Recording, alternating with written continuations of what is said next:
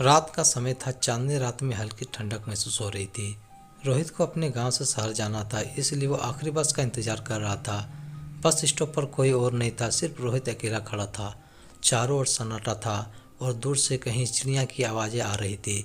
कुछ देर बाद एक पुरानी जर्जर बस स्टॉप पर आकर रुकी। बस पर कोई नंबर या नाम नहीं लिखा था और खिड़की पर धूल जमी थी। ड्राइवर ने बिना कुछ कहे बस का दरवाज़ा खोला। रोहित ने थोड़ी झिझक के साथ अंदर में कदम रखा। बस के अंदर अजीब सा माहौल था।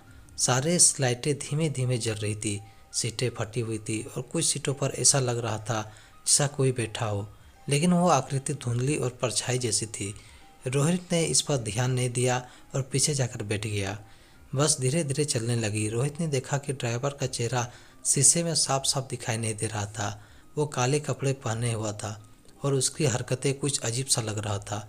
रोहित ने खिड़की से बाहर देखा, लेकिन अंधेरा इतना घना था कि उसे कुछ दिखाई नहीं दे रहा था। कुछ समय बाद बस के अंदर से अजीबोगरीब आवाज़ आने लगी, कभी किसी की हंसने की तो कभी किसी की रोने की। रोहित ने डरते हुए इधर उधर देखा। अचानक बस की एक सीट से एक आकृति उठी और रोहित की ओर देखने लगी। वो आकृति धीरे धीरे रोहित के करीब आने लगी। रोहित का दिल तेजी से धड़कने लगा। उसने हिम्मत जुटाई और ड्राइवर से पूछा, भाई साहब ये बस कहाँ जाएगी? ड्राइवर ने धीरे से मुड़कर कहा, जहाँ से कोई वापस नहीं आता है।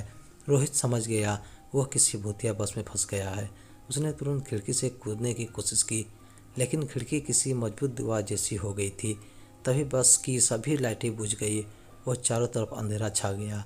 बस के अंदर रोहित की चीख गूंज उठी। अगले दिन उसी रास्ते पर एक टूटी फूटी बस खड़ी मिली, लेकिन उसमें ना ड्राइवर था और ना ही यात्री। रोहित का भी कहीं पता नहीं चला। लोग कहते हैं कि वो बस कभी कभी रात के समय दिखाई देती है और जो भी उसमें चढ़ता है वो फिर कभी वापस नहीं लौटता है।